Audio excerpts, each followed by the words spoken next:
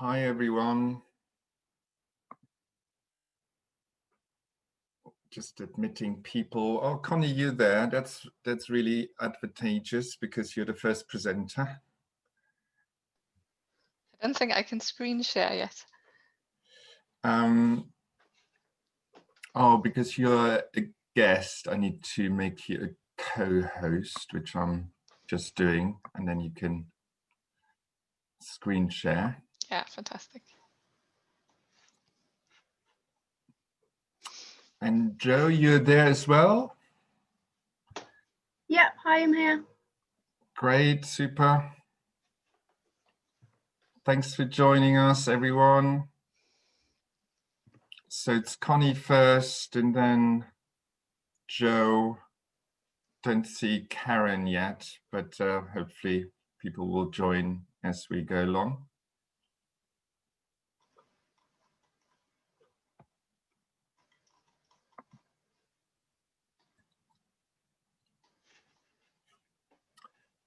We might have all listened to the finance officer telling us if we still have a job this year.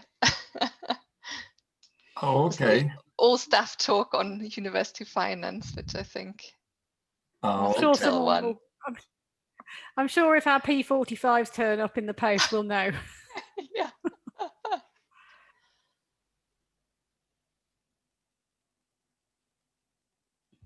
Sorry, Stefan, I unwittingly muted you.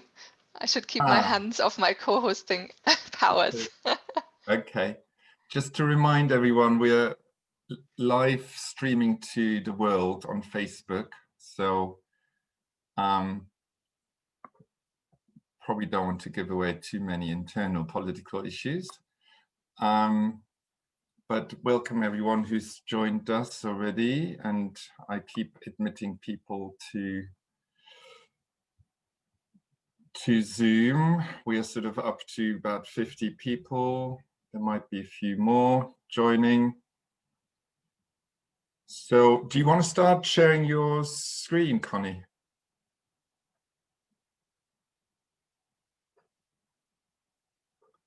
Yeah, can see that. Hang on, also unmuting myself. Yep.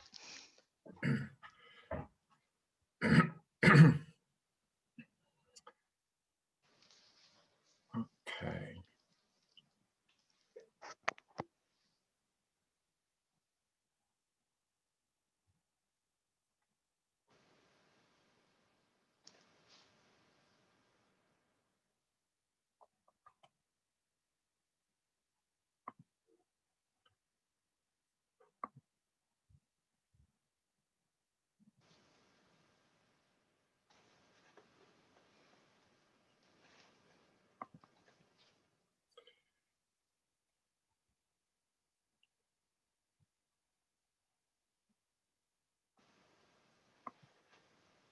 Just give it another minute or two. Do you want to make your screen, go into presenter mode? I could. To be honest, I tried to set it for PechaKucha, so I don't know if it then tries to flick the first slide after 20 seconds. Ah, yeah. You're doing it the technologically advanced way. Well done. Well, let's see if it works out. But yeah. Okay, so the slides will go forward when you need them to go forward. Okay. Well, that's great. Okay, well, while we are sort of admitting, I'm still admitting people to Zoom. So welcome everyone. We're sort of up to 70 odd people, which is great. I think people might just sort of come and go as we go along, which is absolutely fine. Not everybody's got 2 hours spare, certainly not another 2 hours watching a screen, but yeah, it's really great to see you all joining on this wonderful January day in Cornwall. The whole idea with this is that, a lot of the global challenges we're facing today, and of course we're sort of living through one big, humongous challenge as we speak, but you know, there are even bigger challenges around, such as sustainable development, climate change, and you know, economic, social inclusion, a whole host of challenges. And you know, traditionally academia is quite sort of disciplinary still in its mind. It's trying to look at the world through very particular disciplinary lenses, and people often go around sort of, you know, in this way, as if there's no left, no right. And so I think, you know, what we are doing really well on the Penryn campus here is to bring people together from a whole host of different disciplines, and the Truro campus as well of the University of Exeter up at the hospital. So, and the whole idea is to kind of really just extend this, and I quite like the PechaKucha kind of methodology, because it really forces presenters to kind of tell us, you know, the essential bits about their research. It's quite a difficult thing to do, to you know, to say something interesting and accessible within just over 6 minutes. But the idea is to kind of get a quick overview of what's going on in this research, and you know, we're not going to become experts in Caribbean foodscapes, I don't think, but you know, I think that's not the idea. The idea is to sort of understand what Connie is up to and what she's been up to, and sort of understand what research questions she's been asking, what kind of key findings there are, and then for us to think about, okay, so how can we perhaps relate to that from our own disciplines and from our own perspectives. And also, you know, that's why we were keen to stream it live on Facebook for, you know, for the wider public to understand what's actually going on the campuses here, what University of Exeter staff are actually doing, and how it might be translated into the real world, into today's kind of the challenges we're all facing. And this translation is not always direct. It's not always kind of straightforward to immediately see impacts that are of relevance to the day-to-day life of people here in Cornwall. But the hope is that we can all see that the research we're doing is relevant, and I'm pretty sure that the research we will be listening to today is very relevant to a whole host of people, not just in Cornwall, but around the world. Okay, so I think we'll make a start. If it's okay, Connie, I'll give you a sort of a little sign about 1.5 minutes before your time is up. That's great, thanks. I tried to time it automatically, but okay. I haven't done this really before either, so this might be useful, and I can skip ahead. That's cool. We'll hopefully the technology will work. Okay. And then, you know, without further ado, over to you. Thank you very much for joining, Connie, and for doing this. It's all a bit of an experiment. Most of us haven't sort of done this, certainly not online, but I very much look forward to hearing what you and the others have to say. And over to you. Brilliant. Thanks very much. And I'm clicking on slideshow. Great. So yeah, I'm Connie Gwell. I'm based at the European Centre for Environment and Human Health. I'm a senior lecturer there. And I'm just telling you a really small snapshot of our Caribbean Foodscapes project, where we work with health scientists and historians on a study that took place in Jamaica. So what was our problem? Well, we looked at malnutrition, which is one of the major intractable challenges across the world. And that includes undernutrition and overnutrition, and often within the same setting and even the same household. It's a major policy priority in many low and middle income countries, and including in the Caribbean, in which I'm working mainly as my main research area. Today's unhealthy eating has really complex drivers, and you can think of health behavior in some way, but here on the right-hand side, this picture is a Caribbean local fast food chain, and as you can see, it's basically one major playground. So it's important to think about food environments as well as our own behavior. So this is a quote from a study we've done earlier in 7 Caribbean countries. And here someone talks about the food environment. People do eat out quite a bit. It wasn't like that in earlier days. So people eat out for all of our 3 meals. Cheap food, not always the best food. So that's a really nice commentary on the physical food environment. But in the same study, we also had people talk about the cultural environment. Here someone explains high fat, high carbohydrate diet, that is our culture, and that has been, in my experience, in my knowledge of health, in large measure responsible for our chronic diseases. So as an anthropologist myself, I'm really interested in this cultural environment as well. And I'm showing one more quote from the study. From the advent of slavery, African descendants in the Caribbean have been forced to eat certain foods and have a certain lifestyle based on the plantation era. And we have passed that down generationally to the point where we're embracing that lifestyle as culture and saying, well, these kind of foods are part of our culture. So this was all research done with health researchers, but I got really interested in this question. Can we understand how history has shaped current urban foodscapes? And could this help us to change these different food environments? So I was quite lucky to get a research grant, a joint grant from the MRC and the AHRC to form these kind of unusual connections. And I started to work with Caribbean historians to really understand what changed in the Jamaican history. And we went from 1945 over the years, internal migration, political, economic, environmental shocks, and what that might have made in terms of difference. And health scientists do have a historical idea of things. So for example, this nutrition transition is quite common in public health, major global shifts away from eating fruit and veg towards eating processed food. So there is a historical sense in health research as well.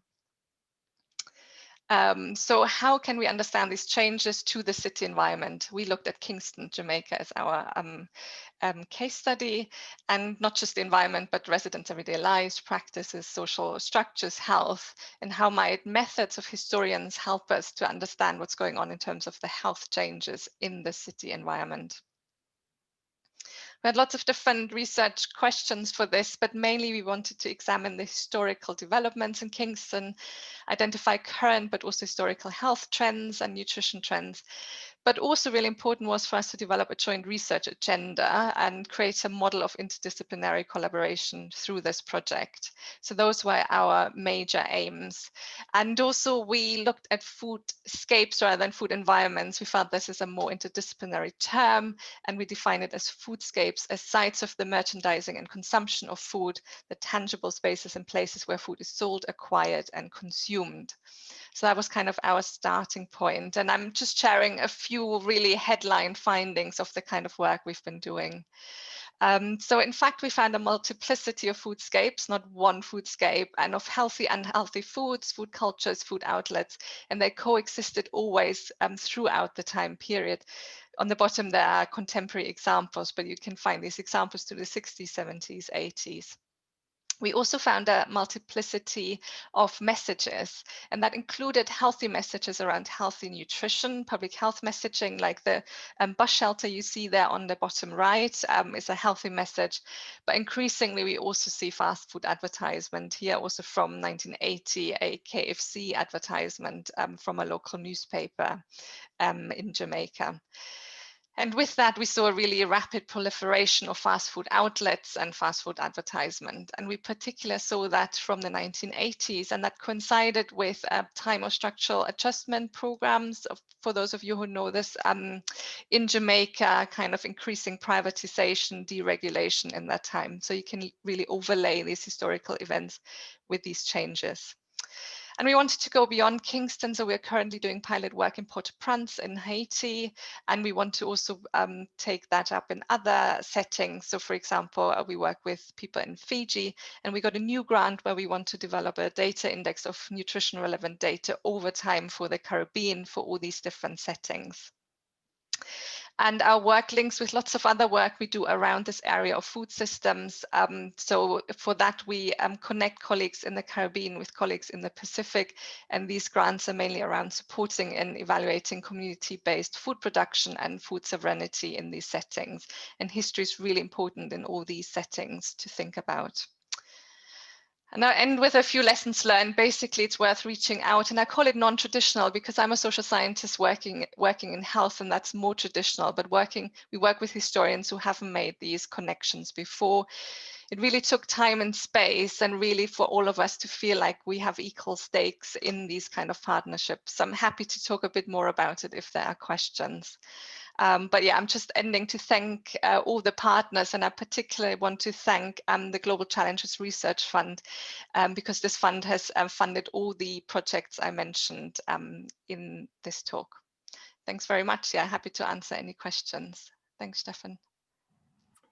Wow, that was on time. And I didn't even have to say it's time. So well done, Connie. That was great. Thank you very much. Yeah, if you want to post questions in the chat box or come on live, that's fine. We have 4 or 5 minutes for questions and answers. Then please go ahead.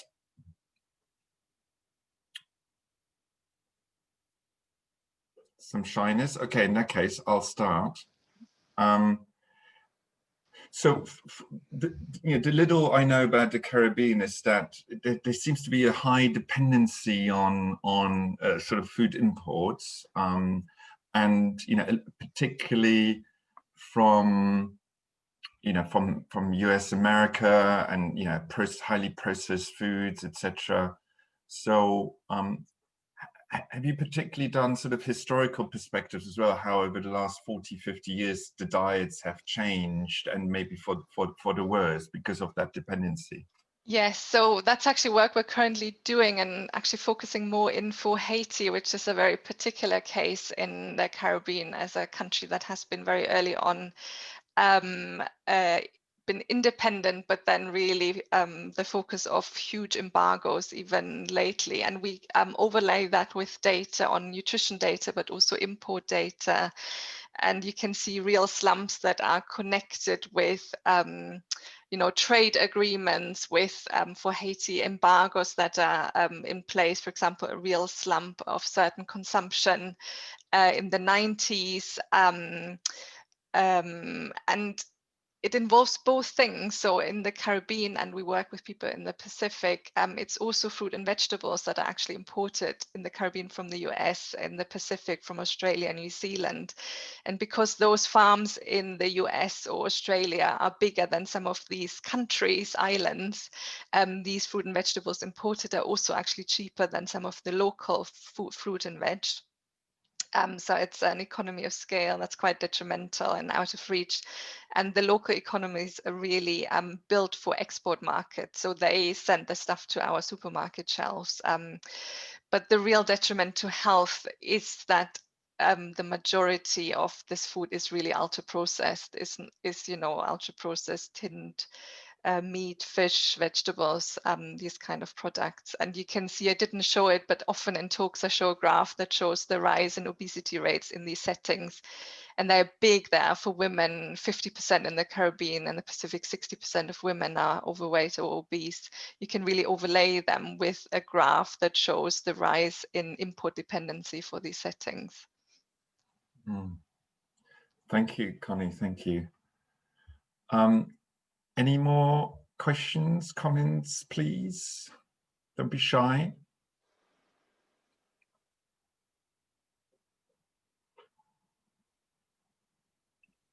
Hi, I've got a quick question. Go on, Finn. When you talk about at the start, it was kind of overnutrition. Is that, I just want to clarify whether that's mutually exclusive to undernutrition. So whether over-consuming the wrong foods, that's resulting in them not eating the correct foods. So in quite a few settings in low middle income countries, especially middle income countries, you find over and under nutrition in the same family, and it could be even within children. They are under so eat very poorly nutritious foods, and for example show stunting, and then part of eating very unnutritious food, they also then develop obesity much quicker than into their teens, for example. The more classic example in Haiti is that you have children who are underfed, and then sort of more parents who show overweight and diabetes in the same family. But in general, we often don't want to talk about over or undernutrition anymore. We just want to call it malnutrition, as in, you know, you have poor food and you have nutritious food, and poor food can have any outcome from anemia to stunting to overweight, obesity, diabetes. So I think it's a complex picture. All right, thank you. Okay. Anyone else, please come forward? We still have a few minutes before we go to the next presentation. I mean, I think if there are no questions, I could make just a little comment about this non-traditional interdisciplinary working, because I think I've always worked in interdisciplinary teams, but I think teams and disciplines who are used to talk to each other or used to translate their kind of ways of working with similar teams. But for this project, we work with historians who really never worked in more interdisciplinary projects and tend to work on their own. And it took us many months. Karen, who's on the call and will speak, is part of the project, and lots of meetings to just figure out the same language and how we might speak. We think we use the same words, but we have very different understandings what we mean. So even things like developing a research protocol, you know, ways of working, ways of developing research questions, was a very different way of working. I mean, fascinating, but took us a good part of the project to develop that joint language. But yeah, it was really exciting to do. Yeah, I think that's matches my experience as well. The languages, and yeah, there might be one term I can think of, one, dependency, which has completely different meanings and sort of theoretical approaches in different disciplines, and it's quite astonishing to, you know, you say one word and then actually different people understand different things by that. So yeah, completely agree. So just before we go to Joe, where do you want to take this sort of food-related work next, Connie? So our new, well, one of the projects I mentioned was, I think at the outset of the project I just talked about, we thought there might be gaps in data and somehow we will try to fill them. And what we really found is that there is a lot of data. It's just very fragmented. It's very interdisciplinary, but different disciplines don't make use of, say, land use, import data, health data, you know, structural adjustment, economic data, and make these links. So that's our new project to try, we call it transdisciplinary data assemblage. So we try to see how we can connect these data points, and usually it's people who know about this data and connect them. And the other work I mentioned is to work with NGOs who try to help communities to develop their own community food production.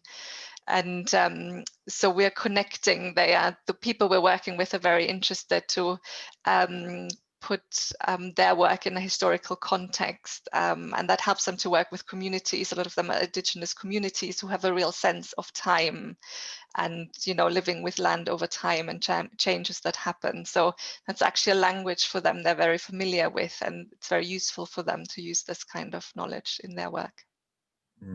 Great. Just a quick follow-up.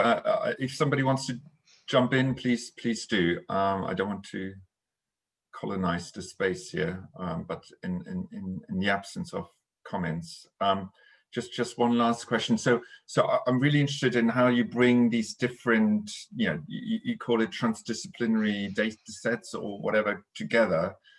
How do you press them into sort of one framework or one way of analyzing them? Because, you know, they're often very different kind of data points, very different kind of ways of meanings within these data points. Absolutely.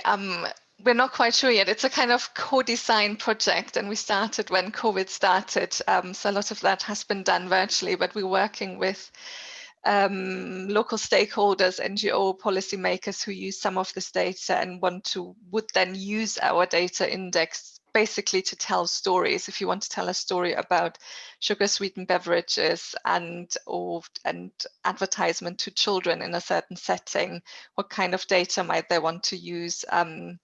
Is it quantitative data? Is it oral histories? Is it, radio jingles? Like, how would you pull it together? So we're working with all these different stakeholders to figure out what would they find useful? How would they use it? And do they want kind of a searchable database? Do they want us to be able to help them tell stories in this way? Yeah, it's a kind of co-production project, and we don't have proper answers for it yet, other than that we have quite exciting discussions, I guess, albeit over Zoom. That's great. Sounds really good, Connie, and I definitely like the co-design approach. So that's great. So thank you for your time and sharing your insights. That's really great. Thank you very much. So I shall now make Jo a co-host, if I can find.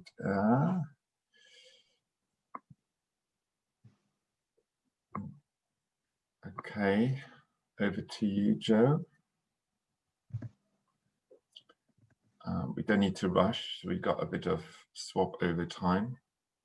Great. Okay, so can you see my screen? Yeah, we can see that. Have you also gone for the technology enhanced version of timing your slides? No, I'm being less strict with myself than Connie was. Okay, don't worry. Okay, so is it useful for me to sort of give you a little bit of a heads up of time in terms of timing? Yeah, it should be okay. I have run it through, but yes, please do. Okay, great. Okay. Well, we're sort of running ahead of schedule, but I think we can make a start. We can then always have, sort of a comfort break after your presentation. So if you're ready, Jo, please start. Thank you. Can you hear me okay, by the way? Yeah, I can hear you. And we should. I forgot to ask Connie to kind of just introduce your sort of disciplinary institutional setting a little bit, so that we can sort of people can place you where do you work and which team do you sort of work in, etc. The same setting, myself and Jo. So. And actually, Connie's name is on the slide there. Okay, so hello, I'm Dr. Jo Garrett. I'm a postdoc at the European Centre for Environment and Human Health based in Truro. And today I'm talking about the Blue Health Project, which has just ended actually. It was funded by the EU's Horizon 2020 programme and involved 9 European partners. Hopefully I managed to list everyone involved at the centre on the slide here. There is growing evidence that living near or visiting natural environments has benefits for health and well-being. These benefits may also be particularly important for people living in towns and cities where interactions with nature can be limited. However, this research has tended to focus on green spaces such as parks, and much less was known about the links between blue spaces and health. Blue Health was then established in 2016, led by the team here at ECEHH to explore the links between water-based environments in towns and cities and human health and well-being. The project focused on benefits, but also considered the risks. And these blue spaces can include anything from urban fountains to rivers, lakes, and seas. The project included a range of methods, including systematic reviews, utilising secondary survey data that was already available, carrying out our own bespoke international survey, evaluating the effects of social and environmental interventions, exploring virtual blue spaces, thinking about blue spaces in the future with stakeholders, and developing tools for decision makers and planners.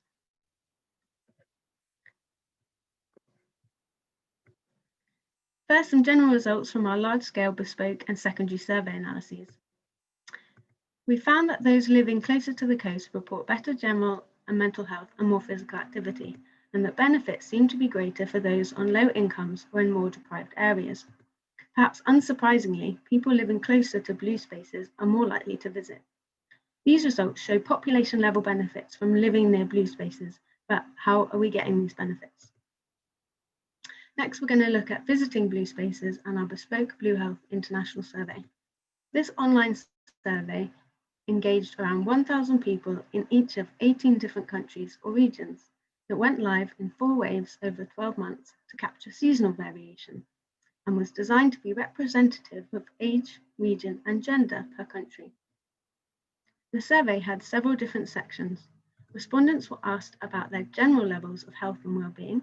They were asked how often they visited different types of green and blue spaces and about their childhood exposure. If they had visited a blue space within the last 4 weeks, they were asked more detailed questions about their most recent visit. There was a section exploring preferences related to water quality information, levels of physical activity, and other background and socio-demographic questions. In the section about their most recent visit, respondents were asked a range of questions about where they had visited, what it was like, and what they did. And this is what I'm exploring in my current research, and I'll briefly show you some unpublished results. On their most recent visit, our respondents were asked what type of blue space they had visited. This figure shows the results from statistical modelling, where we looked at the relationships between blue space types and how satisfied they felt with the visit.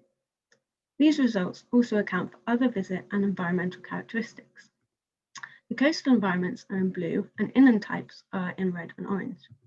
The dashed vertical line in the centre is at 0 and indicates no significant relationship. These 5 blue spaces I've highlighted are associated with significantly higher levels of visit satisfaction. They have positive coefficients greater than 0, and the bars, which represent a 95% confidence interval, do not cross 0, the dashed line. This means that typically, people who visited one of these environments were more satisfied with their visit than those who visited other types of blue spaces. 4 of these top 5 are coastal, potentially highlighting the particular benefits of coastal environments.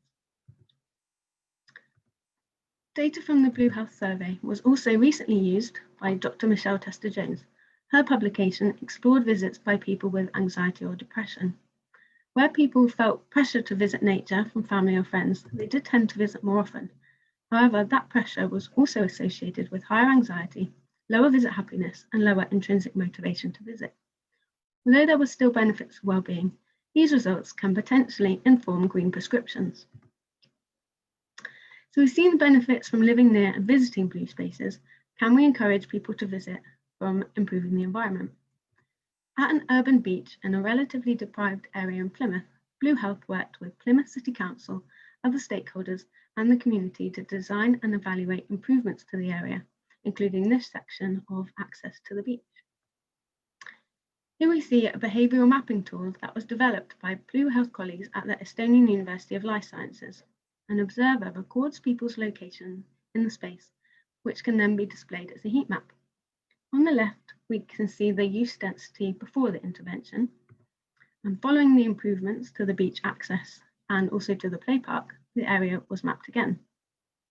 The darker areas on the right tell us that more people are using these areas and the green space around them.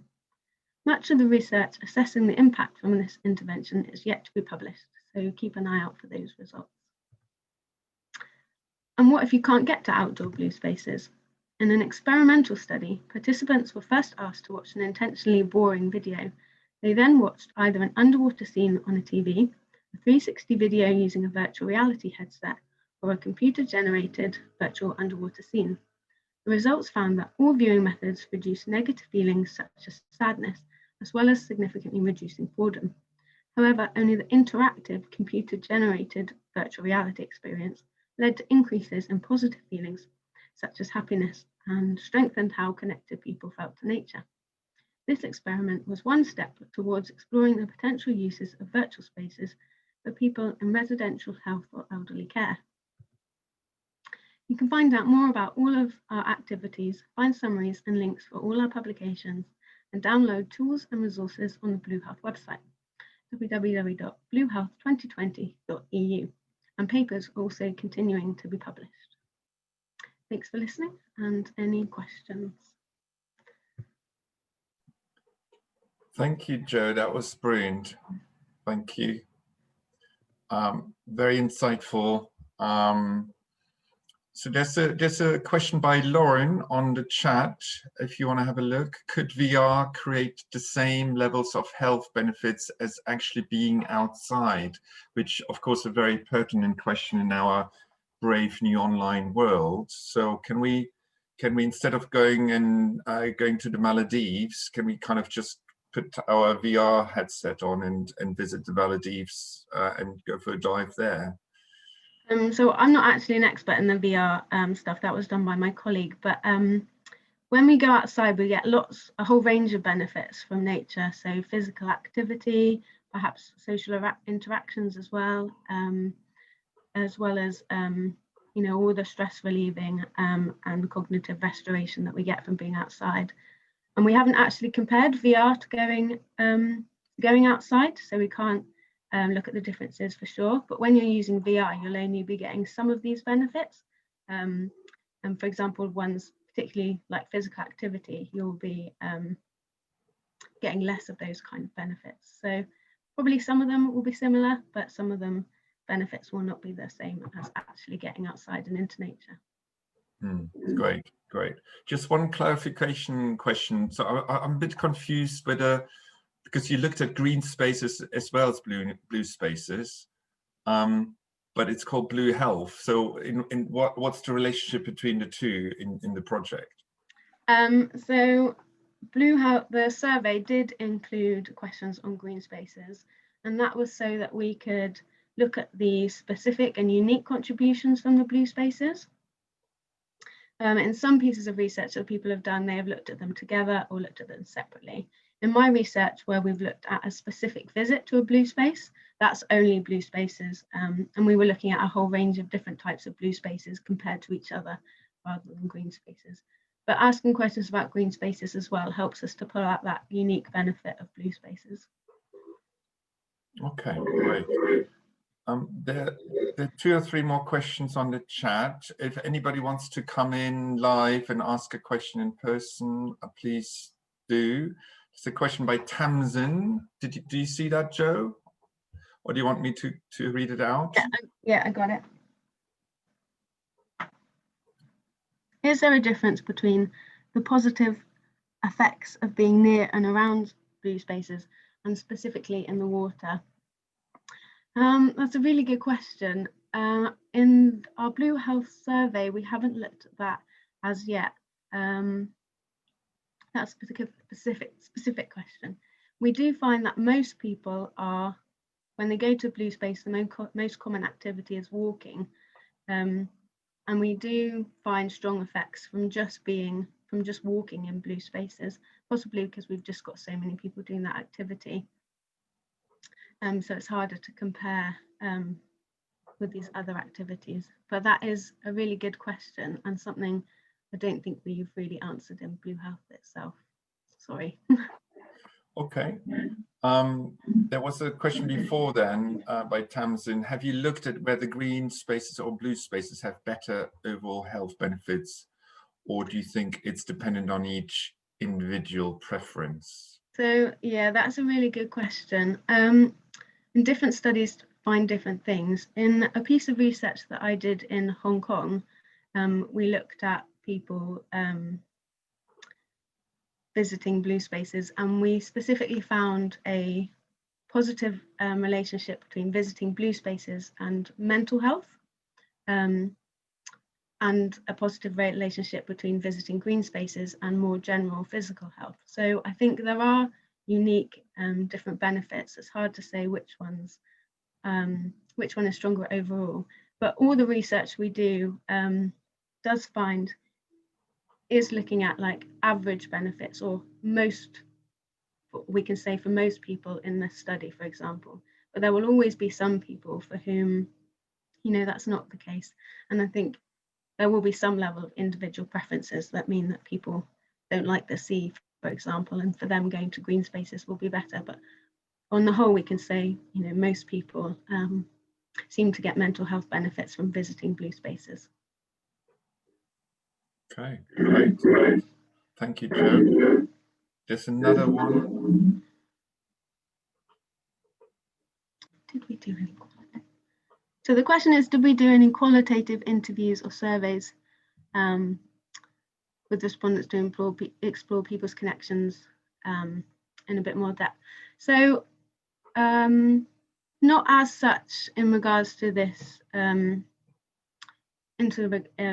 relation to the Blue Health Survey, for example, but my colleague, Dr. Catherine Maguire, she carried out a project called My Blue Health, where they did want to look at what blue space meant to people in more detail. So there's a page on the Blue Health website all about the My Blue Health project, where she worked with a group of with the Health and Environment Public Engagement Group that we have at ECHH, and they work with us on a lot of projects. And this group contributed their own whole range of contributions, so stories, poems, photographs, images, to look at the meanings behind blue spaces and health a bit more. And we also worked with a school as well for one day in Falmouth, where we had a range of different activities thinking about past, present and future blue spaces with a range of different activities. So using Lego, for example, to build future blue spaces. So if you want to find out more about that, that's on the My Blue Health pages on the Blue Health website. Great. Anybody else who would like to come in, please be our guest. Yes, can I ask a question? Yes, Seb, go ahead. Yeah. I apologize if I get the phrasing wrong, but I think you said that lower income has like the being in the blue spaces has a higher impact on lower income households. Is that correct? Is that what you said? Yeah, so we've done some research. So it's actually living near to coasts, where we found a stronger effect for people on lower incomes had benefits. Why is that, if I may ask? So I think it's probably a contribution of two reasons. One, those with higher incomes can afford to get to blue spaces wherever they are. So if they live further away, they can still access nature or the coast fairly readily. They have the resources to be able to do so. And also it perhaps goes some way towards redressing health inequalities. So people on lower incomes who are at higher risk of health problems are getting the benefits when they go or live near blue spaces or the coast, for example. Cool, thank you. Yeah, that's great, thank you.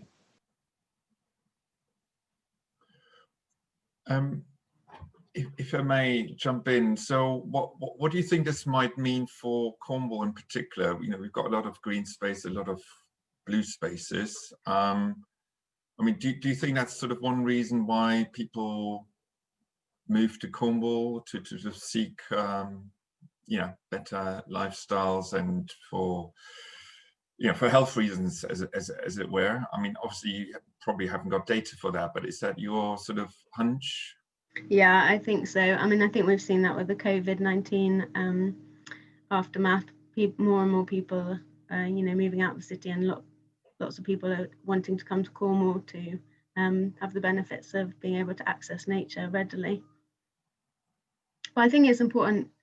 I think all the results from Blue Health highlight how important it is that people have access to good quality green, especially blue spaces near to their home, where they can access them readily to get all these benefits. And it's not just the coast where we're seeing these benefits from blue spaces. You know, rural rivers were particularly important as well. So I think it's really important that, you know, we ask our authorities or whoever that we have access to good quality environments to get these mental and physical benefits from. Yeah, yeah. There's a question here by Maya. Was there a link between accessibility to blue spaces and more exercise? I guess that's sort of a quantitative question, I guess. Yeah, so we did look at that as well. I looked in England, how was there a relationship between coastal proximity and physical activity? And we did find that the closer people were to the coast, the more likely they were to report meeting the recommended exercise guidelines. And we also found research from my colleagues on Blue Health in Spain found that when you improved access to a river, in their case, they found more people doing physical activity as well. Okay, great. Thank you, Joe. Last question, because I think we need to then go over to Karen. Karen, if you want to start getting ready. There's one by Natasha, well, actually one by Patricia as well, so let's take them together. Did you come across any or many disadvantages of being around blue spaces? So that's a really good question. A lot of previous research about the oceans and human health has focused on disadvantages or risks to human health, for example, from pathogens. And so they are there, definitely. There are risks of being around blue spaces to health. And there are colleagues at ESI who are working on that. If you know the people doing work on antimicrobial resistance, for example, Anne Leonard has looked into this a lot. But we really wanted to focus on the positive, the potential benefits that we felt had not been so well researched. But we do try and take into account the risks in some of our work where we're providing tools for planners and decision makers, for example. It is important that those risks are taken into account. Okay. Not sure if this has been discussed. Last question. What does it mean, good quality? Is chemical quality included? So my research, when I looked at people visiting blue spaces and their well-being outcomes, we looked at only perceptions of water quality. So whether the people visiting thought the water quality was good or poor. And we found that where they thought there was excellent and good water quality, that was associated with better well-being. So that's only perceived water quality, but that is often correlated with objective measures of water quality. And my colleague is also looking at whether we can calculate the economic benefits of this perceived water quality. So that research is currently in review and will hopefully be published soon. Great, Joe. Thank you. Thank you ever so much. That was really insightful. Thank you. And good questions, everyone. So Everyone. Thank you, Joe. That's great. So we'll I think we'll have a 2-minute comfort break if that's okay. I certainly need one. But before I go, I'll make you, Karen. Thanks for joining, Karen. No problem. We'll make you co-host, so you can share your presentation. Yeah, I have two tough acts to follow. They were really good. No pressure. Yeah, I know. I'm very brief, which is not what I'm particularly good at. Most academics are not good at being brief. And I'm Irish as well. Okay. I'll just go a quick comfort break if that's okay, and we'll be back in 2 or 3 minutes. Is that all right? Of course. When you just shown your screen, we saw the presenter mode rather than the presentation mode. I think I can change switch that. displays or something like that. Yeah, great. Okay, see you in 2 or 3 minutes. Great.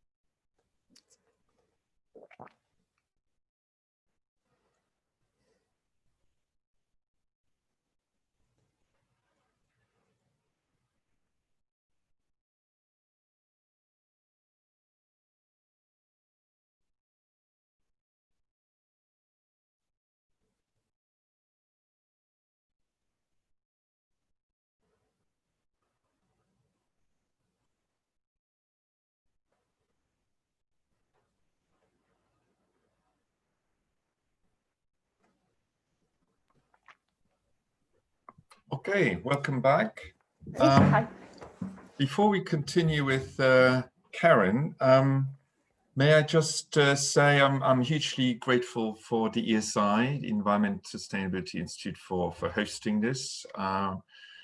Amrita Sharma helped to make this happen, and for this to be live streamed on Facebook. From what I can see, there are not a huge amount of people on Facebook, but it's something we wanted to experiment with to sort of reach wider audiences. And given that we're going to host the G7 in Cornwall, maybe that's something we can usefully use for events during the G7 or what have you. Something to think about and to discuss maybe. And I should also mention the Institute for Cornish Studies. So we actually have two institutes here in Cornwall, and yeah, Institute of Cornish Studies it's been around for a while, but recently been restarted, and I can really recommend getting involved with the institute and well, it's the institute that is really focused on Cornwall, which I think is really important for us being based here. It's sort of academics are not always great at engaging with their local surroundings and their local environment and their local communities, because by definition we are often in the world out there. So I think we're really proud to have the Institute of Cornish Studies here on campus. So I think it's a great initiative there, and good to get involved with that. Okay, so without further ado, I'd like to hand over to Karen, who will talk about SmartLine. And if you just tell us a little bit where you're based institutionally, Karen, that'd be great. Great. Hi, everyone. I'm Karen Marcy. I'm an associate professor in the European Centre for Environment and Human Health. So both Joe and Connie are my very good colleagues, actually. Today I'm going to speak to you well, just like Joe and Connie, something completely different, and I'm going to introduce the SmartLine project to you. And I know some of my colleagues from the ESI and CLES who are on SmartLine are joining us today, so I hope I do a good job by you. So just to say, the SmartLine extension, which is its actual formal name, it's an ERDF funded research project, and it's the second round of funding. So there was an original SmartLine, and it's going from March 2020. So we were incredibly lucky to start this huge project, or continue this huge project in the middle of the start of the pandemic to March 2023. And it's very much a partnership between the University of Exeter, Coastline Housing, Volunteer Cornwall, Cornwall Council, and the Southwest Academic Health Science Network. And what we're interested in SmartLine is focusing on the role that digital technology can play in addressing health and well-being. And whilst COVID, of course, has put a lot of our plans on hold, or we've had to rethink things, in many ways it has put digital inclusion and the need for digital equality very much in the mainstream news. So our participants, we're with our partners Coastline Housing, they're all social housing residents, and I think this is a really important thing for SmartLine, in that we are focusing our research wholly on a group that is often hard to reach. So those that are low income, predominantly in a more peripheral area, in a rural area, so Cornwall, and actually demonstrating or trying to understand what their digital needs are, and if digital technology can play any part in increasing their health and well-being. So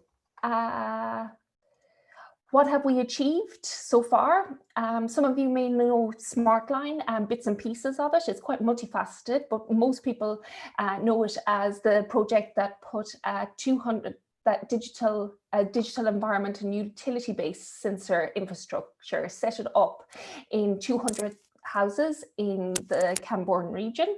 So we have incredibly altruistic and science-minded participants who have allowed us to monitor their indoor environment over the last 4 years at this stage. So a unique, given its size of the network and the high resolution of the data from a temporal perspective, it's actually a globally unique set of data. We definitely have a better understanding of the health and well-being needs of our community and the behaviours driving these needs. Our community has incredibly complex health needs and high levels of social exclusion and isolation and loneliness. We also have a better understanding, and this is actually key for us, of the digital technology readiness of our SmartLine community. So as the benevolent researchers that we are, SmartLine, the original SmartLine, involved giving out tablets, SIM-enabled tablets to all our participants, along with the sensor network. And what we found was that while some people did engage with it, a lot of people, there was a significant amount of people that just didn't have the digital capacity to engage with digital technology, which was quite worrying, given our whole project is meant to look at you know, how digital tech would enable health and well-being. And at the same time, and these two things are incredibly linked together, we have a much better understanding of the role that the volunteer sector in the community can play, and how it can lead to community change. So based on our findings from SmartLine, we have very much positioned our research in the idea of digital exclusion as a social determinant of health, and we're seeking to understand the impact of digital exclusion and then inclusion on health and well-being through an intervention-based series of research activities. And these research activities, and I cannot overstate this enough, have only been are only possible because of the relationship that we have with our project members, Coastline Housing, Volunteer Cornwall, as well as the council. There is no way, if we had rocked up to some random households in Camborne and asked if we could monitor their indoor environment, that they would have even let us through the door, let alone install them. So the relationship that the participants have with Coastline has really been the successful element of the project, has allowed the project to be successful. And I really want everybody to, SmartLine isn't interested in the most up-to-date technology. We're interested in everyday technology. So we're not interested in developing really fancy monitoring. We're interested in technology. We're interested in understanding how everyday technology, such as even WhatsApp video calls, can impact positively or negatively on people's health. So today, these are our overarching research themes or goals. And today I'm going to focus on the tech readiness and digital destination. As I mentioned, one of the first things that came out of SmartLine, the original SmartLine, is that people really whilst people were interested in using digital technology, they didn't always have the capacity to use that. So digital technology. So we actually had to take a step back, and we thought about, And what they also made it very clear to us was, in that inviolable Cornish spirit, that it's not that they wanted education, and they certainly didn't want education from the likes of us in our ivory towers. They didn't want to know how to use a Word document or Excel. They just wanted somebody they could reach out to show them how to install WhatsApp or how to use the video icon, etc. And this led to our Getting Online, Staying Connected initiative, which is running with the digital inclusion team in Cornwall Council. And what we're doing is passing people that are interested in getting online, particularly video calls, so Zoom, predominantly Zoom and WhatsApp. And the digital inclusion team in Cornwall Council are setting up one-to-one peer lessons to get people basically through the gap. And these lessons can sometimes be, these consultations can sometimes be 20 minutes, other times they can be 3 hours, but at the end of the day, people get online. And what we're hoping to do here is to evaluate the impact that getting online, particularly the face-to-face element of it, has on our participants' health and well-being. And this is really important given the incredible switch we've had to undergo to online during the pandemic. So our recruitment, we have made 100 calls. 27 have said yes, 12 have already completed. We're equally as interested in why people don't want to take up on the initiative, and some of them, the three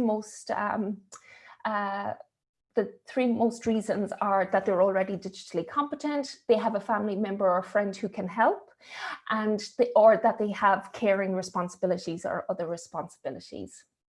So we're in the throes of this. We're hoping to get about 60 people. We're petitioning another 5,000 people through Coastline to join it. And maybe hopefully 6 months' time, I'll be able to come back here and give you an idea of what the actual demonstrable impact of getting online can be to our participants, or to people in Cornwall at least. So thanks for listening, and really welcome any questions. And if any of my SmartLine colleagues would like to butt in and offer anything else, please do. Thank you, Karen. That was great. Thank you. So we've got a bit of time for questions. Actually, it's a very good example of local impact in the community, Karen. So while people thinking about what they'd like to ask, could you just expand a little bit on how SmartLine has sort of maybe become even more relevant in the current pandemic? You know, is there any kind of evidence you have out there that, you know, what you've done with these residents has actually potentially helped them to cope with the, you know, with the exclusion and disconnectedness during the pandemic? Yeah, so there's a number of things. So just from the Getting Online, Staying Connected, it's been up and running just before Christmas. And already we have really lovely stories of couples that wouldn't have been able to see their children without Zoom because they were elderly and they weren't going to travel, and their kids didn't dare come and visit them. So we have those anecdotal pieces of evidence that are always really, really nice to hear. The hardcore evaluation will of course come after the intervention, but in terms of the impact that this is having more broadly on the policy and our community, my email, is literally going nuts with everybody from PHE to the Academy of Medical Science wanting to speak to me to understand how you can create a digitally enabled environment. So SmartLine, where once always had a lot of love from the Cornish policy community, suddenly the national community is really interested in our findings. But yeah, it's not as if I can say that COVID has been good, but it certainly allowed us to reach out to policymakers, that probably wouldn't have been interested before. Sure. Marcus has his hand up. Would you like to come in, Marcus? Hi there. Yeah, great presentation. Just a question. Considering your links with the EU Regional Development Fund, has the occurrence of Brexit had any real impact or kind of made you kind of change your approach in this at all? No, with Brexit, no, except for the worry that, there may not be a Smart Line 3 because, and I'm not saying that facetiously, because we've been working with these people for 4 years now, and we've built their trust, and we're starting to get some really interesting stuff done with them and starting to see the impact. So it would be sad if we weren't able to continue this. But the impact of Brexit has been very minimal at the moment. It was underwritten by all the ERDF funding was underwritten by the government. And we got the funding with the EU knowing that, the UK had pulled out. But no, Brexit has been fine. COVID, this is the sunny side of our research. We had to go, we really had a full program, walking groups, getting outside more for our participants. And that was all just down, that had to be done away with. Not really. Brexit has been okay so far. Brilliant, thank you. Thanks. Okay, there's a question on the chat, which I think you've just answered. Lauren asked whether there's going to be a Smart Line 3. So you think that's unlikely because of the... I think what we are focusing the wider team, what we're trying to do at the moment is focus on looking at UK-based ways of keeping the project going. One of the things that's really interesting is our participants are very keen to be involved in research. In fact, first in Smart Line 1, we turned ourselves into knots, trying not to disturb our participants as much as possible. And then we got feedback saying, actually, it's all a bit boring.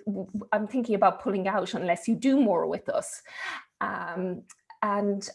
So one of the things we were potentially thinking about is offering Smart Line as a trial, a group of people, a community where people would be able to trial certain interventions. So for example, be it if you had a new sleep app or something like that, that you'd access these, access the group like that. But again, it will be a social science trial. These are not set up, we're not set up for randomized control trials for drug companies. But so am I understanding right, so you've been working with the same sort of people? Did you say 200 or something? We started with 300 and 4 years later, we still have 200. Okay, and you've been working with them basically for the last, how many years? So this is our 4th year. Yeah, and was the idea to kind of really work with them in, in a sort of through a longitudinal, well, it's not a longitudinal study, but you really wanted to keep working with these 200 rather than expanding? As time went on, I would say yes. Like Tim Taylor and Kate Lation are on the call as well, and they're all co-Ys. And I think our interest in working with the population and getting to know the population has only increased, because not just because they have complex needs, but because there's so many interesting ideas that, or just to understand the digital inclusion needs of people is just fascinating. And I haven't even touched on the sensor network. If Marcus Muller is here, he leads a lot of the work on that. Yeah, great. There's a question by, and then we need to stop probably soon. There's a question by Alan here. Has any work been done around which age groups derive the most benefit from your intervention and assistance? So this is something we're particularly interested in, but I will say the only slight downside of SmartLine is that we have an older group predominantly. So it's a lot of people, I think our average age is in the 50s. So what we are seeing is our work really will be you know, the evidence will be framed around those groups. We have very few families, you know, younger families in there. But I really want to highlight that regardless of your age, digital exclusion can be a very real thing, and it's not just about the cost of the infrastructure. Digital literacy is a problem. Well, not a problem. People struggle with digital literacy regardless of their age. Sure. Well, thanks ever so much, Karen. That was great, very insightful, and certainly learned more about a very local, impactful project. So thank you very much. Thank you so much. I have just seen my neighbour David, who is 2 doors down, pop up on the screen. Over to you, Stefan. Cornwall's a small world. Hi, David. It's certainly a small world. Yeah. We have to catch up some, you know. Yeah. Could you hear me through the walls? I'm gonna just knock at your door. Okay. Yeah. Speak soon, everyone. Thank you. That is a weird coincidence. Okay, we'll listen to the more private stories another time. Okay, David, thanks for joining us. I'll make you a co-host so you can share your presentation if you have any. So over to you. Okay. Let me try to do that. So David is my dear colleague from the business school here at the Penryn campus, and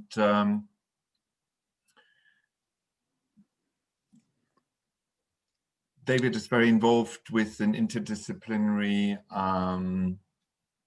course, really, which is still quite new, called Law in Business. So it's bringing the law school together with the business school, and that course has recruited quite a lot of students, which is great. But today, David, you're focusing on something that you're researching. Yeah, I mean, I took literally what you asked me to do. So I put 20 slides almost in 6 minutes, which probably is not gonna happen. I'm gonna just try to squeeze them in this time. Let me have a look. So yeah. Okay, so the idea is to build on some research that we've done, and one was actually with Stefan on the relation between law and business. I think this is unfinished in terms of the development of these ideas. So I'm looking at ways to develop this a little bit further, particularly theoretically. So it's quite a theoretical presentation. So what's the matter? Obviously, business is considered like very badly at the moment, has a very bad press, but also there is many scandals, and there is a call for regulating business more and more, you know, because of this. At the same time, quite paradoxically, business is going beyond compliance. So in particular, we did this study that you can see here on modern slavery. And what we found out is apparently on the paper, all business were fantastic. They were not just respecting the law, they were going beyond the law. So Tesco, Marks & Spencer, British American Tobacco, we were looking at them, and on paper, they were doing more than what the law was asking them. So it's quite paradoxical in that sense. You know, it looks like and at the same time, we know that there is modern slavery in the supply chain, and those problems exist. So how to reconcile these two aspects? And also, you know, the other side that I did in relation between law and business was on this case of a mining company that for over 20 years created a clash between the local community and this company that is the biggest gold company in the world. And at the end, the law and justice prevail, and they decide to close the mining forever, despite being, you know, a very profitable and very, very big business, because it was polluting this area. So I wanted to understand in which cases, what is this relation between law and business, how this develop, what is the role of the different actors that are there. And part of the reason why I'm interested in this is because the the normal view about the relation between business and law is exogenous. So basically the law come here is a determinative force. It impose the law to business is kind of external to business. So this is a bit the idea. Now you have a list of things you have to comply. You have to comply with the law, and the law often is quite messy, and it's applied to different actor that is business.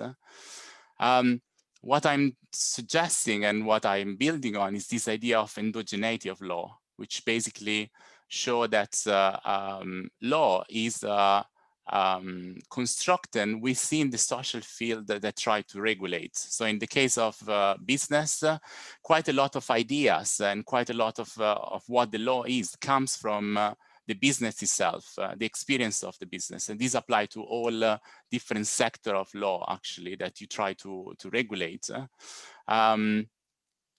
So in that sense, we look at two different fields. One is the field of law, the other one is the field of the business organization. And we see that they overlap, basically, to a large extent. They're not two different things. There is a lot of overlap between them because legal ideas are filtered by business, and at the same time, regulators take quite a lot of concept and idea from the industry that they try to regulate.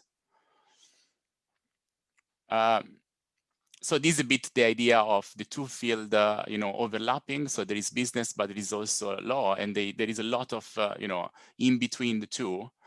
And when the legal field try to regulate the business one, we see the legalization of business, but sometimes there is also a managerialization of law when business organizations change the way that the law exists, or often in their favor.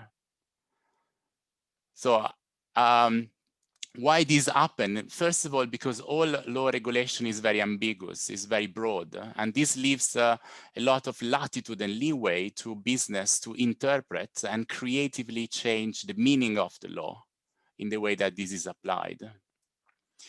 You can see that in the field of business human rights, which is quite open to discussions. There is a lot of voluntary, mandatory, broad regulation in which things are very much co-developed by the business together with lawmakers.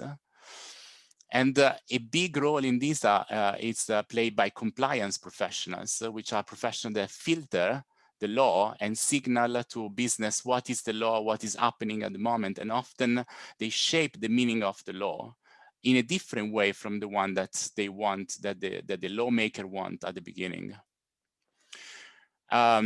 Those professionals create policies, offices, grievance mechanism within the corporation that look like the legal system, but are run by the corporation itself. So the corporation more and more develop a system inside the corporation that is similar to the legal system, is parallel to the legal system. And to some extent, it can be helpful to implement the regulation, but to some extent also it decouple from the regulation and create like a parallel approach to law that is different from what the legislation wanted. So this is the way that we apply this to modern slavery within one organization. So you can have been more or less effective in terms of how this applied within the organization by these compliance professionals. But then there is the last element of this puzzle, which is there is not just the law and there is not just the business. There are also the people in the middle of this. And we want to look at them, and two concepts are particularly interesting in that sense, which is right mobilization and legal consciousness. So we say that if people are not involved, basically the law is not effective. So you need to mobilize your rights in order for this to happen, and you need to have a legal consciousness. You need to understand that actually you have rights. And in that sense, you can see that the relation of those people in the middle between law and business can be made of rage if the state is turning their back to them and they are not protected by the state. It can be right if they feel that their right has been respected. It can be remedy. Sometimes there is a direct relation with the business if you're looking for arbitration or a private solution that is not through court or is not through the law. That was too long, actually, a few minutes too long. Sorry, I tried, but it was too much.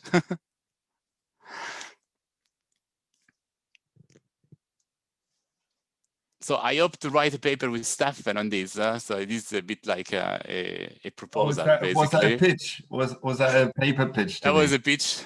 Okay, I didn't realize. Okay. Maybe not so effective from your face, but it's okay. No. I was looking for my unmute button, which took That's longer okay. than expected. Yeah, but okay, this is something I want to work on basically in the future. Thanks very much, David. That's great. So, any questions, please? If you could unshare your screen, yeah. David, and then we can sort of see people better. Okay, anyone who wants to come in, please do. I have a question about scale. Jane, please go. Hi, everybody. Hi, Jane. Hi, really enjoyed that. And I was thinking about scale, obviously being a geographer.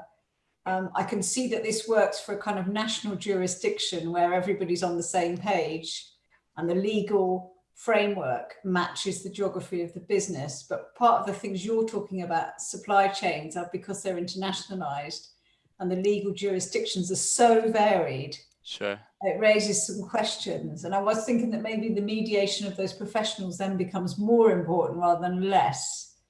Because I did look at this a bit in living wage and found that some of the big kind of consultancy firms, they're not really, well, they're either management consultants or accountancy firms like PwC or KPMG were helping some of these businesses kind of mediate legal requirements around ethical trade and living wage practice and things like that.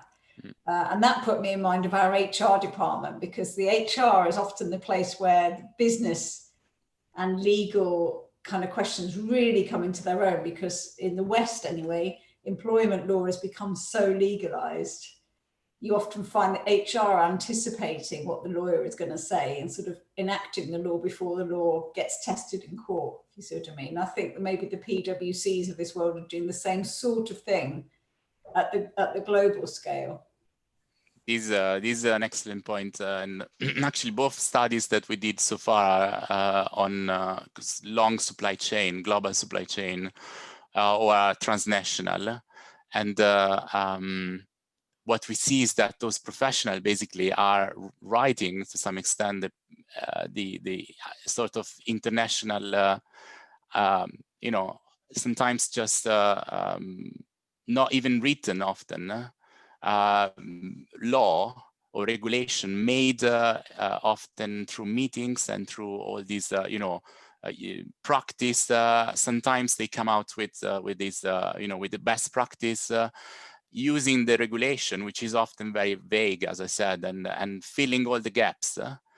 And they have a huge power in doing that. And in what I'm interested in, I couldn't go too much into this, but these can be both positive and negative, because some of them, they really are committed to human rights. They really are committed to environmental issue. And Stefan would call them probably internal activists in that sense. So they really push, for improvements. At the same time, often the result is, for various reasons, not really great, and sometimes they have great intention, but they don't even realize, that this is not very effective. One of the things that we found interesting is that if you have companies that do very well, sometimes in doing this private corporate social responsibility regulation, they have less chances that people bring them to court, so in that sense, paradoxically, is gonna lower the legal consciousness of individuals that try to get justice, because they're gonna have the perception that the company is actually very good. So it's a very complex picture in that sense. Sometimes you have very good intention, but then the result is that you tend to go more for private arbitration or private solution, or not even going to court because you think the company is great. Okay. James has a question. Should it be up to the judiciary or the politicians to reduce the ambiguity? Good Do you question. understand, or do you want James to expand on it? If you can expand, that would be great. James, do you want to come in? It's not entirely clear which ambiguity you mean. Yeah, I think it's because we mentioned that all this regulation is quite ambiguous and quite broad when it comes to social environmental issues, I guess. So that's my interpretation. Yes, and basically you asking whether it's politician or it's judicial that have to fill the gap. My feeling is that usually is a political decision. What is happening at the moment, which is something I want to really work on. So this is obviously a lifetime sort of project that I'm going to develop and then I'm going to retire probably. But one of the elements of this project is really related to the fact that the judicial is taking into elements of these absolutely ineffective corporate policies. And considering them into the trial of companies and considering them as elements that prove that actually the company is not liable for environmental damage or for human rights damage. So in that sense, the judicial at the moment is kind of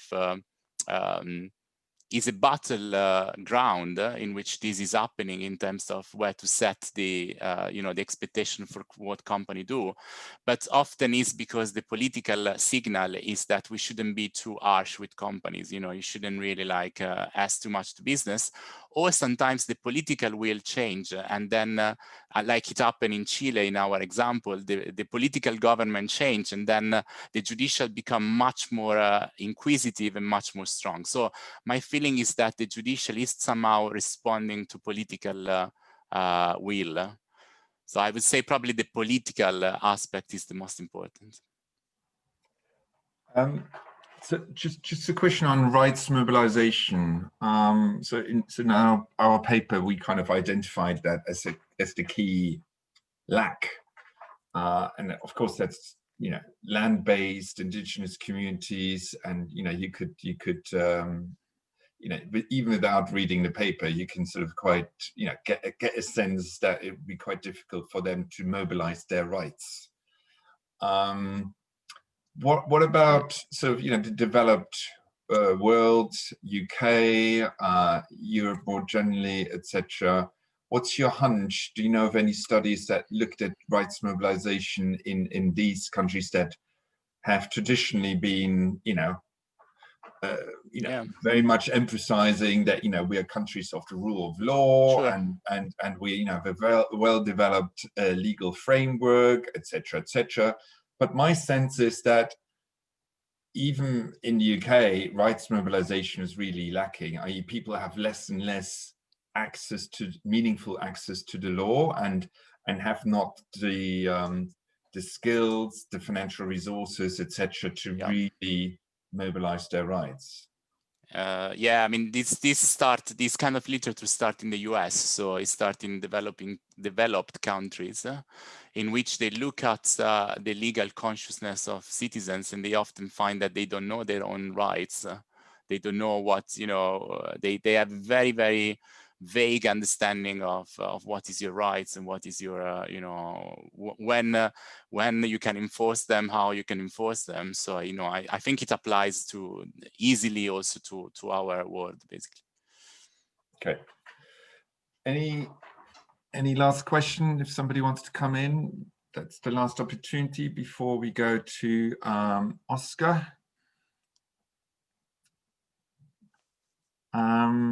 No. Thank you, guys. Okay, well, thanks ever so much, David. That was really insightful. Thank you. Thank you for your time. And bye. Hi, Oscar. Nice to see you. we can just say hi to each other. Okay, bye. Nice to see you. Thank you, David. Hi, everyone. Bye. Okay, so Oscar, I will make you a co-host.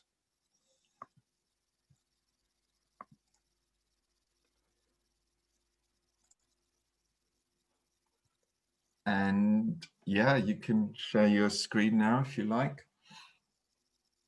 Is that the right way around, Stefan? Sorry? Is that working? Can't see your screen just yet. Yeah, it's starting now. Yeah.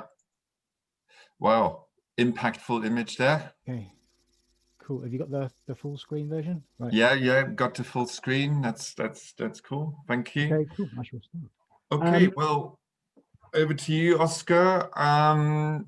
And well, do you just want to tell us about your sort of position within the university itself, which department you're in, and etc.? That'd be great. Sure. So my name is Oscar. I'm a research fellow in the Energy Policy Group, which is part of the Centre for Geography, Environmental Science on the Penryn campus. And I'm going to talk a little bit today about an offshore wind industry. This is something that I've recently started a project, an ESRC funded project, which runs till the end, well, near the end of 2023, looking at 3 different countries, the UK, the USA and Denmark. I'll talk mainly about the UK today, given the audience and where we are. But I just as a bit of background, I've been working on offshore wind for about a decade now, and I've seen an awful lot of change, which has really inspired this project. The first thing to mention, I think, is just how much change has happened. When I started working on offshore wind a decade ago, nobody really knew what it was. When you'd mention it out and about, people would look at you very strangely and say, why are you putting things in the sea? And we've got to the point now where it's having something of a political and cultural moment, to the extent that it was the main feature of the Coke Christmas commercial last year. And the reasons for this are kind of obvious. It's a clean energy technology. It produces electricity out to sea, and an awful lot of it. And given the climate crisis, given the UK's legal requirement to reduce carbon emissions to net zero by 2050, we need an awful lot of clean electricity, and offshore wind is going to be a big part of that. But at the same time, there's a secondary story which plays out in the UK and lots of other places, which is that economic productivity since this financial crash has never really recovered. We've had extremely poor productivity growth across the economy. So people are working more hours and producing very, very little extra GDP, which is a huge political, huge economic problem for all our prosperity. And offshore wind has a big role to play in that, arguably, given the scale of it. And on the topic of scale, I think I'll just spend a couple of slides talking about just how big offshore wind is. I think you can't really talk about offshore wind without talking about just how big it is. These are the biggest rotating machines humans have ever constructed. They are almost impossible to imagine until you see one up close, just how big they really are. But to put it into a slight bit of context, the current state of the art, something like the size of the Eiffel Tower, and a single sweep will provide enough energy to run a typical UK home for maybe 2 days. So these things are truly colossal, and they're getting bigger. Over the next 20 years, they may even double again in electrical output. So they're very, very big machines, but they don't come on their own. They come as part of an array, or what we call a wind farm, and they are really big. So here's a medium-sized UK offshore wind farm, which is in the North Sea, off East Anglia, and it's approximately or comparable in scale to the nation state of Malta. So these are very big things on a very big scale, and they cost an awful lot of money. So Dogger Bank, the most recent, very large UK offshore wind farm, is talking about something like $8 billion worth of investment to get this thing built. These are huge and very expensive, and they meet any kind of definition of the term mega project that you might seek to look for. These are mega projects on a gigantic scale. And in the UK, it's something that we are very, very good at, it seems. We are world beating, you could say, in building offshore wind farms. We currently operate something like 33% of the global capacity for offshore wind farms, more than any other country in the world. And the ambition is for it and to have enough offshore wind power for every home to be powered by offshore wind by 2030, which is significant. And if we look even further than 2030, looking across the European continent, the ambitions across the EU and the UK combined is something like 30,000 12 megawatt size turbines. That's the idea of the scale. So that's building something like 30,000 Eiffel Towers between now and the middle of the century, and spending about 500 billion quid as we do it. So it's very big, and it's going to get an awful lot bigger in scale. Thanks to technical innovation, we can be quite confident in a lot of this stuff. All sorts of innovation means we can put wind farms in places we never thought we'd be able to put them, in deeper water, in different types of sediment. We've learned an awful lot about how to do it, and that's also reflected in reducing costs. Looking at the auctions in the UK, the costs have reduced something like 70% in the last 5 or 6 years. This is for wind farms which will be installed in the next 2 or 3 years. And the potential for jobs is extremely exciting for politicians in low productivity countries. The idea to bring a lot of this manufacturing that comes alongside this economic activity is extremely potent, and there's potentially thousands or tens of thousands of jobs in the UK in the next 10 or 20 years. However, there's a downside to that, in that it hasn't really worked out like that so far. And in fact, something like 12% of the value of an offshore wind farm currently gets captured by the UK economy. And there's actually been some quite high profile administrations of companies that have collapsed trying to provide it for all sorts of different reasons. And looking at offshore wind, it's very tempting to think that because it's out to sea and the horizon is very empty, that there's very little out there, that you just build your industry, you build your wind turbines, and it's very straightforward. But the reality is very different from that. There's all sorts of existing practices, all sorts of existing competition from other industries. There's all sorts of regulatory implications. Building an offshore wind farm is nothing new as far as building electricity capacity goes. We've been doing that for 100 years. And it's a very well-established field. So it's the opposite of perhaps the tech industries that were able to outrun regulatory oversight in some regards, and these are very heavily regulated and contested areas of our society. And that brings me to sort of the center of my project, which is to look at the institutions that define an offshore wind industry. That's the sort of the rules, roles, practices, etc., that are established, that set an industry up and must be adapted in order for an industry to thrive. And at the same time, these are organized perhaps into what we might know as organizational fields, and organizational fields may need to be redeveloped and redeployed. An example of this could be electricity regulation needs now to consider the protection of the marine environment when it didn't before. Oil and gas manufacturers may need now to consider how the electricity market functions, which they may not have done before. So we need to establish new organizational fields that bring together disparate organizational and institutional activities that were happening before. And in order to do that, we need someone to do it. It doesn't happen by accident. This institution innovation, the creation of new institutions, requires agency. It requires somebody to do it. And the term institutional entrepreneurship tries to capture that creative act of actually bringing about new institutions. So it can be done by anybody, by a business, by a regulator, by an NGO. I'm taking quite a broad view of what the entrepreneur's identity could be. But there are some quite good examples in the UK, perhaps the Crown Estate being the most famous one.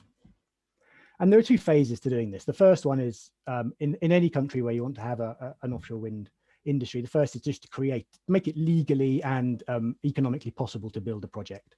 And we basically need to innovate in public policy through incentives and making it legally viable to create an offshore wind farm. And that's basically what we've achieved in the UK. That's why we're leading the world. The second, perhaps even more challenging task is to create a mature, self-sustaining industry for offshore wind. And that's where we embed offshore wind into the political economy more broadly. And I think it's probably not outside the realms of reason to say that if we only capture 12% of the value in the UK, an offshore wind farm that sends nearly all of the value overseas isn't likely to be politically sustainable in the long term and hit those mid-century goals for huge volumes. So to finish up there, slightly over time, I'm afraid, institutional innovation, I think, is key to building offshore wind industries, and human agency, the creative act of bringing those institutions into being, is really central to innovation, and that's what I want to look at. And I think that that act of institutional entrepreneurship is something that will either make or break the future of offshore wind in the UK and elsewhere. Thank you.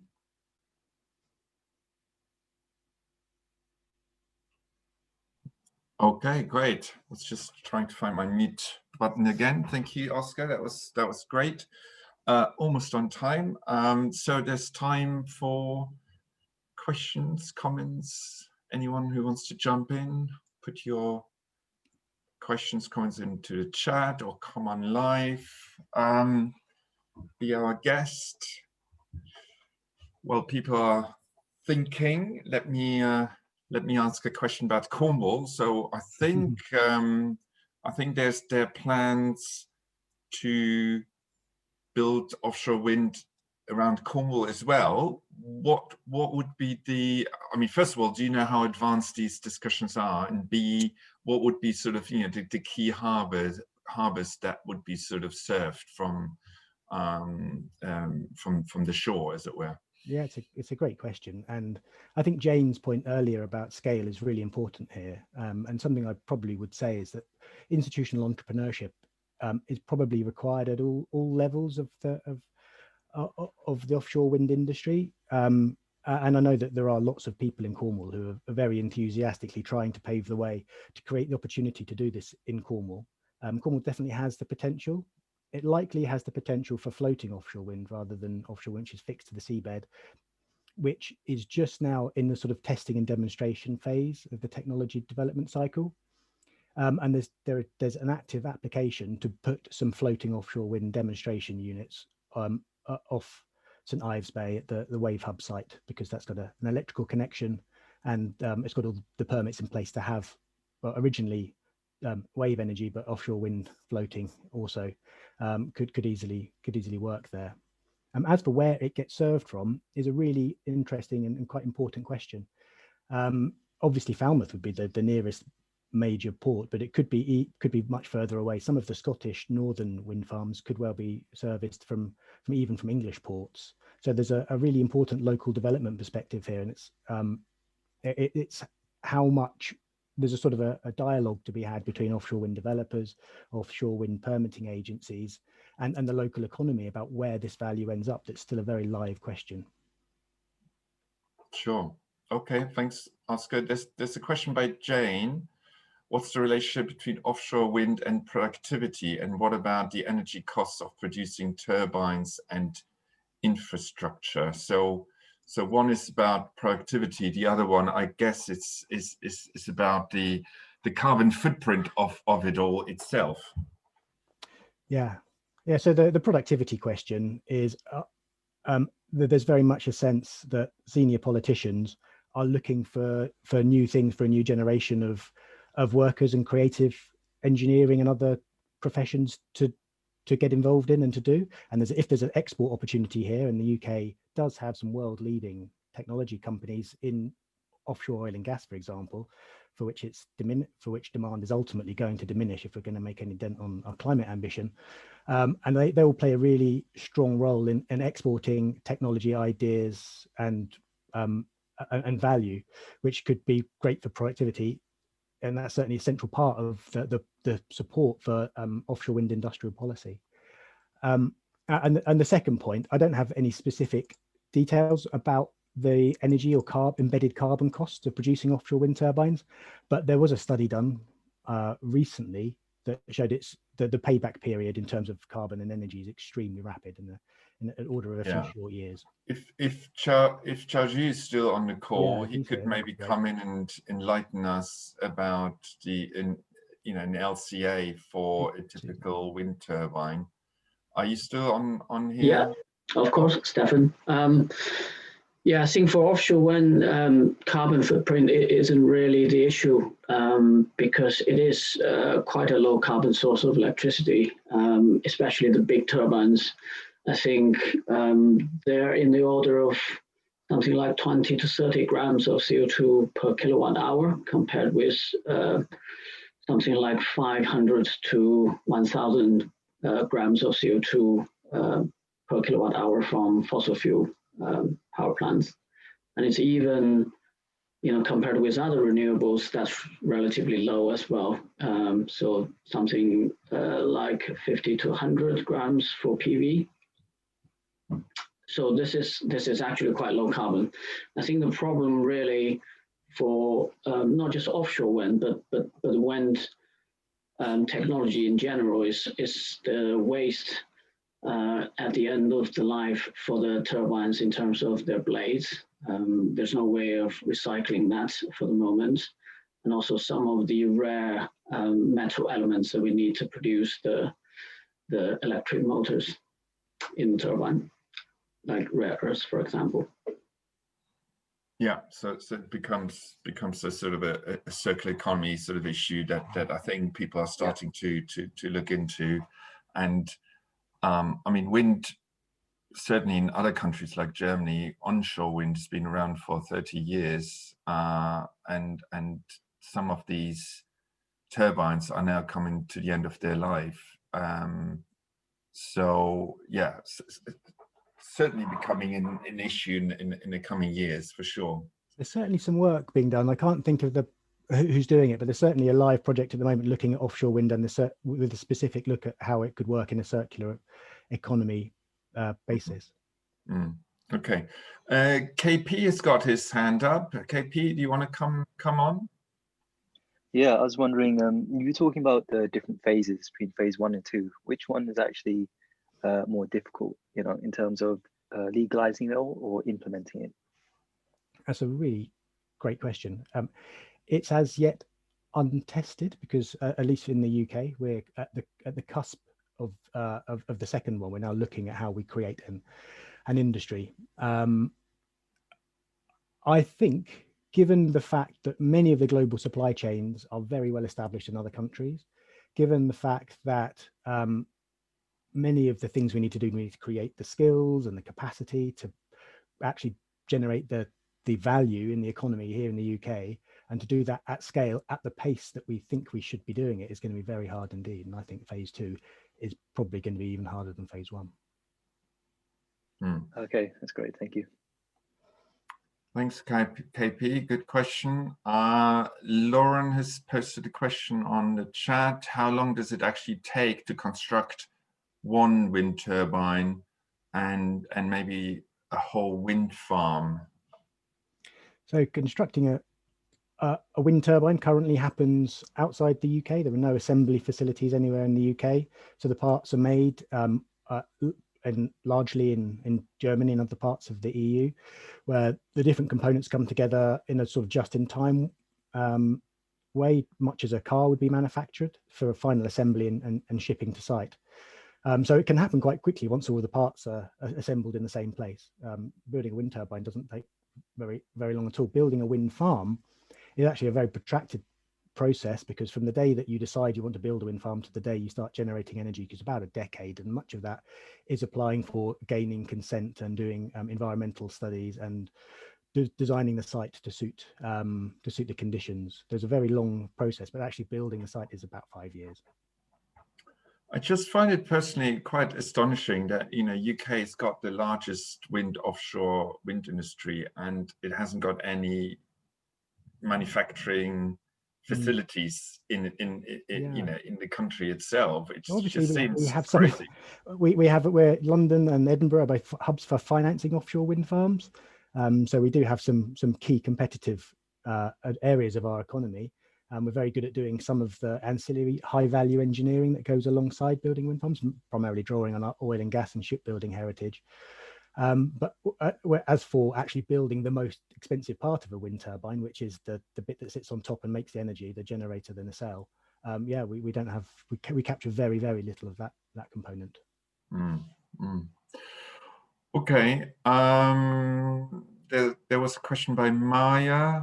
Which countries are benefiting from the UK's offshore wind industry currently? So the most valuable part, the nacelle, is manufactured by huge international OEMs, which are multinational corporations based across Europe primarily.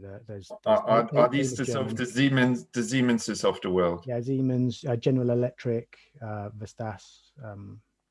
So they're these big international corporations that manufacture the large piece of the value, and then that's extremely high tech and requires an extremely well-established supply chain to get the thing built. The trouble is under the water. There's lots of our skills are very good at doing engineering under the water, but lower value or lower cost economies are able to provide the serial production of 100 foundations, for example, for wind turbines much more cheaply than we can do it here in the UK. So we're managing to miss out on both of those at the moment. Okay. Jane asked the $1 million question. So do we need to create a turbine industry in Cornwall, and has it been tried elsewhere? Is there institutional innovation to make this happen here, capturing the value? I think the answer is probably no. I think that ship has sailed, Jane, unfortunately. So given the longevity of setting up these supply chains and the skills and institutionalizing them takes literally decades. There was a decision taken by the UK back in the 1980s to divest from investment in R&D into wind power, whereas Denmark and Germany, which ended up being Siemens and Vestas, managed to create an awful lot of IP. They managed to build the supply chains to furnish these things. And the idea that we could create a new insurgent brand of wind turbine anywhere in the UK is pretty unlikely. So I think the best we might hope for is that we're assembling them and getting some more of the value of the actual nacelle in the UK, and trying to capture as much value as we can from the other parts of the process. Okay, great. Maya wanted to come in person, I believe, to ask a question. Please do, Maya. Yeah, so I was just wondering, you said about getting into phase 2 and how has like both Brexit and then COVID impacted that, because in our module with David, which I think was just on, we're looking at how globalization is like slowing down and how supply chains have been impacted. So how has that impacted your supply chain? As you said, you get different bits from different parts of the world. So that's a really interesting question, given the moment that we find ourselves in. And surprisingly, offshore wind seems to have continued largely unslowed by the pandemic.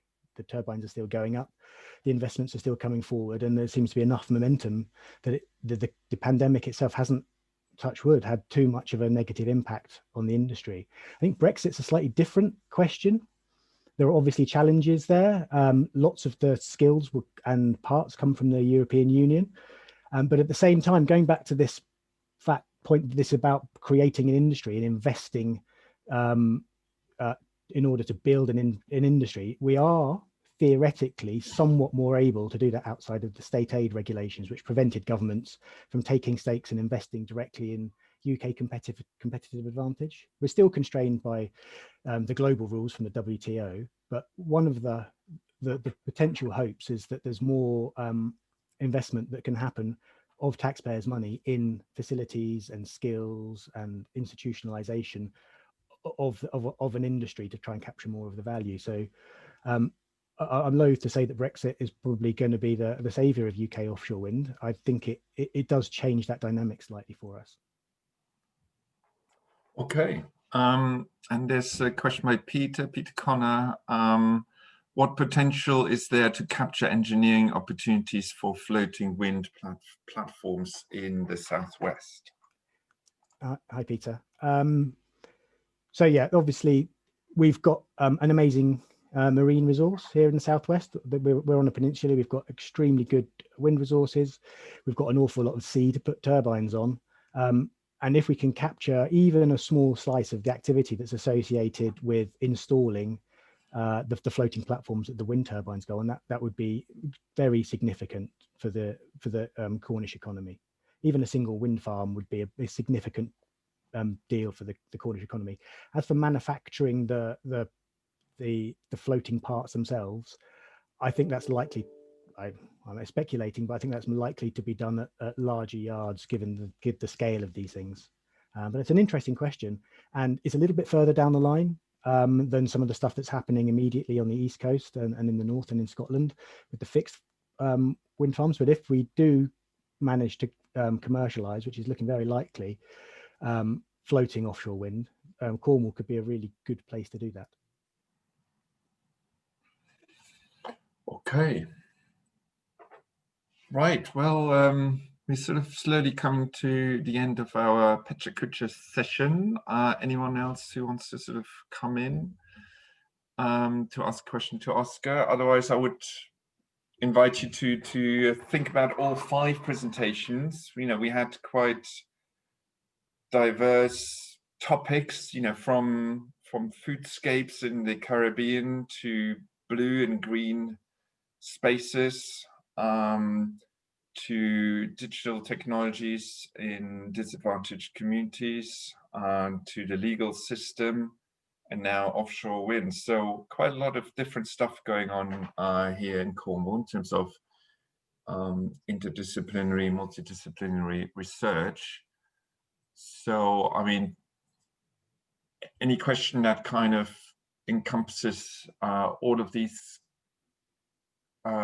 topics. Anything that you want to comment on or ask that maybe cuts across these presentations, if that's possible? There wasn't an attempt or intention to integrate, but I think first and foremost it shows the diversity of research going on here in Cornwall, which is absolutely great. And of course, a lot of that research is hosted in our institute, particularly the ESI, Environment and Sustainability Institute. But not only, we've got a great Centre for Human Health and the Environment in Truro, and lots of other stuff going on here in Penryn. So anyone who wants to say anything? Otherwise, we'll probably come to an end.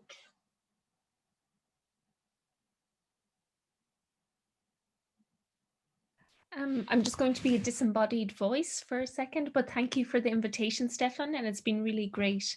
Thanks for organising this. It's no mean feat, and yeah, all the presentations were absolutely fantastic. Super. Well, thank you very much for coming in and saying that, and thank you for your thank yous on the chat as well. That's great. We have a second session lined up next week, same place, same time, different Zoom link. There will be an invite coming near you soon. So hope to see you there again. Thanks for making a time. I know everybody's a bit zoomed out and very much probably tied by doing lots of online teaching and what have you, but thank you all for making the time. And we had a few visitors on the ESI Facebook page as well, which is great. Probably can expand that. So yeah, thank you all, and we'll see you soon. Take care.